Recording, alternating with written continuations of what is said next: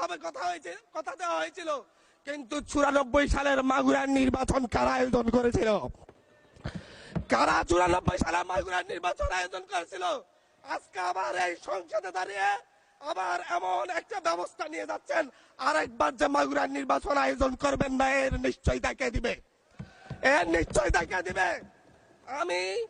আমি আমার সবচাইতে কম বয়সী প্রার্থী হিসাবে নিজের প্রার্থীটা জমা দিয়ে এলাকায় গিয়েছি প্রচারণা করতে। তিনবার হামলা শিকার হতে হয়েছে। আমি সংসদ সদস্য হিসেবে এলাকায় গিয়েছি, সেই জায়গায় আমার উপর হামলা করেছে, সরাসরি ভিডিওতে দেখা গিয়েছে। অস্ত্র নিয়ে, দেশীয় অস্ত্র নিয়ে আমাকে কোপাতে আসা হয়েছে। তারা কারা? ওরা তো তারাই যাদের প্রত্যেকের হাতে বিএনপি দলীয় নেতা কর্মীদের রক্ত লেগে আছে, প্রাণ লেগে আছে। এই বিশ্বাসঘাতকতা মাননীয় স্পিকার, এই রাষ্ট্র আর সইবে না। আপনারাও সইতে পারবেন না। বিশ্বাসঘাতকতার মূল্য এই দেশে আবার দিতে হবে আপনাদেরকে। আপনারা যারা আপনাদের ভাইদের রক্ত জড়িয়েছে, খুন করেছে, খুনের মামলা আছে, তাদেরকে আবার পুনর্বাসিত করে আমাদেরকে খুন করার জন্য লেলিয়ে দিচ্ছেন। চট্টগ্রাম থেকে এক সাংগঠনিক নেতাকে পাঠিয়েছে অস্ত্র সহ আমাদের লোকজনের উপর হামলা করতে। ভোটের দিন সকালবেলা থেকে প্রত্যেকটা ভোট কেন্দ্রে অস্ত্র দিয়ে মহড়া দিয়েছে। 30টা ভোট কেন্দ্রে এনসিপির প্রার্থী, বিএনপি দুজন বিদ্রোহী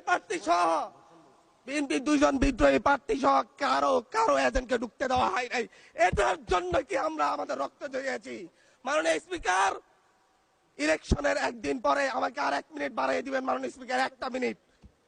মাননীয় স্পিকার, ইলেকশনের পর দিন এক নারী অভিযোগ করেছেন, এক নিরীহ নারী, ওনাকে ধর্ষণ করা হয়েছে শুধুমাত্র শাপলাগুড়িতে ভোট দেওয়ার কারণে।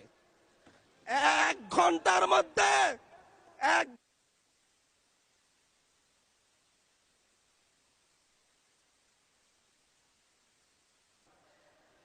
ধন্যবাদ মাননীয় সংসদ।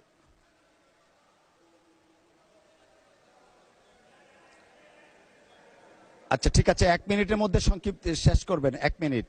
মাননীয় স্পিকার, একজন ভুক্তভোগী নারী অভিযোগ করেছে ওনাকে ধর্ষণ করা হয়েছে শাপলাগুড়িতে ভোট দেওয়ার কারণে।